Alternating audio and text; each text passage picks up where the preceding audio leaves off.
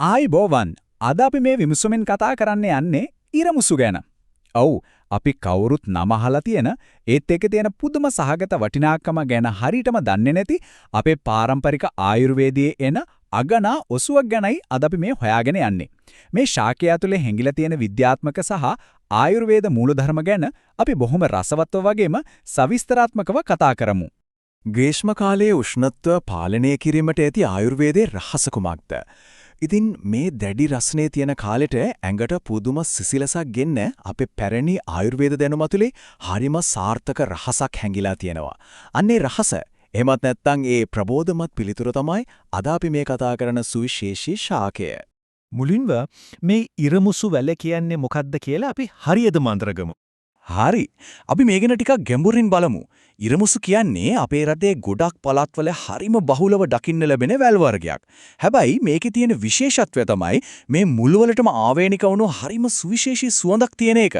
ඉස්සර ඉඳලම අපේ වෙද මහත්වරු ශරීරය කූල් කරන්න, ඒ කියන්නේ සිසිල් කරන්න, වගේම ඇඟේ තියෙන විෂ අයින් කරන්න මේ ශාකය දිගටම පාවිච්චි කරලා තියෙනවා.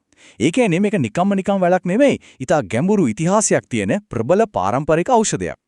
ඊළඟට කොහොමද මේකෙන් ස්වභාවිකවම අපේ ශරීරය සිසිල් කරන්න කියලා බලමු. බලන්නකෝ ඉරමුසු වලින් අපේ ඇඟේ රස්නෙට විරුද්ධව කරන සටන කොච්චර අපූර්වද කියලා. මේකෙන් ඇඟේ අධික උෂ්ණත්වය අඩු කරනවා විතරක් නෙවෙයි, ශරීරයේ හටගන්න දැවිල්ල සමනය කරන්නත්, අර කොච්චර වතුර බිව්වත් යන්නේ නැති දැඩි පිපාසය සංසිඳවන්නත් පුදුම විදියට උදව් වෙනවා. මේ ඔක්කොම එකට ගත්තම අපේ ඇඟේ උෂ්ණත්වය පාලනය කරන්න මේක කොච්චරනම් ප්‍රබලද කියලා අපිට නිකම්ම තේරුම් යනවා. අන්නේ සිසිල් කිරීමේ ගුණ නිසාම තමයි මේ අධික රසණය තියෙන කාලෙට ගොඩක් දෙනෙක් ඉරමුසු පානයක් විදියට හදාගන්න පුරුදු වෙලා ඉන්නේ. ඇඟ මාර්ම ෆ්‍රෙෂ්, පිට ඒ කියන්නේ ප්‍රබෝධමත්ව, වගේම සිසිල්ව තියාගන්න මේක නියම විසඳුමක්. ඇත්තටම කිව්වොත් දවස ගානේ අපි මූණ දෙන මේ දරා ගන්න බැරි රසණට ස්වභාව ධර්මයෙන් අපිට ලැබුණු කදිම තෑග්ගක් තමයි ඉරමුසු කියන්නේ. හරි. දැන් අපි යොමු වෙමු රුධිරය සල සමපිරිසිදු කිරීම කියන වැදගත් මාතෘකාවට. සිසිල් කරනවට අමතරව තියෙන අනිත් ලොකුම ප්‍රයෝජනය තමයි රුධිරය පිරිසිදු කිරීම. ආයුර්වේදයට අනුව අපේ ඇඟ ඇතුලේ තියෙන අහිතකර විෂද්‍රව්‍ය අයින් වුණාම નિરાයාසයෙන්ම අපිට නිරෝගී ලස්සන සමක් ලැබෙනවා. ඉතින් මේ ඇතුළතින් සිද්ධ වෙන පිරිසිදු වීම නිසාම සමය රෝග, කුරුලෑ වර්ධනය වීම වගේම ඇඟේ කැසීම් වගේ දේවල් වලට ඉරමුසු කියන්නේ හරිම සාර්ථක ප්‍රතිකාරයක් කියලා මනාව තහවුරු වෙලා තියෙනවා. මේකින් හරිම ලස්සනට පැහැදිලි වෙනවා ඇතුළතින් වෙන දේ එළියට පේන විදිය. ඒ කියන්නේ ශරීරය ඇතුලෙන් ලේ පිරිසිදු වෙලා විෂ අයින් වෙද්දි ඒකේ සුජු ප්‍රතිඵලයක් විදියට බාහිරින් පේන කුරුලෑ, කැසීම් වගේ සමේ රෝග සුව වෙනවා. හරියට ඇතුළතින් පද්ධතිය සුද්ධ කරාම එළියට ලස්සනට ප්‍රතිඵලය පේනවා වගේ වැඩක්. ශාකයේ අභ්‍යන්තර පවිත්‍රකරණය සහ ඇසට පෙනෙන බාහිර සුවය අතර තියෙන මේ සුජු සම්බන්ධය ස්වභාවික සුව කිරීමේ ක්‍රියාවලිය තේරුම් ගන්න පුරුවන් හොඳම උදාහරණයක් නේද? ඒ වගේම මේක සමය සෞඛ්‍යයට විතරක් නෙවෙයි, මුත්‍රා පද්ධතියටත් මාරම ගුණයි. විශේෂයෙන්ම මුත්‍රා ආසාදනවලට, ඒ වගේම මුත්‍රා දැවිල්ල අඩු කරන්න ඉරමුසු කියන්නේ කදිම ඔසුවක්. ඒ වගේම අපේ ඇඟේ ජල සමතුලිතතාවයේ, ඒ කියන්නේ වෝටර් බැලන්ස් එක හරියට තියාගන්නත් මේක ගොඩක් උදව් වෙනවා. ඇඟේ වතුර ප්‍රමාණය නිවැරදිව තියාගන්න එක අපේ සමස්ත සෞඛ්‍යයට අත්‍යවශ්‍ය දෙයක් නේ. එහෙනම් දැන් අපි බලමු මේ ඉරමුසු කොහොමද හරියටම සකස් කරගන්නේ කියලා. මේක ගෙදරදීම හදාගන්න එක නම් හරිම ලේසි. මුලින්ම මේ ඉරමුසු මුල් ටික හොඳට හොදලා පිරිසිදු කරගන්න ඕන. ඊට පස්සේ ඒක වතුරට දාලා පොඩි වෙලාවක් තඹ ගන්න. තුන්වෙනි පියවර විදියට මේ තඹපු දියරිය පෙරාගන්න එකයි තියෙන්නේ.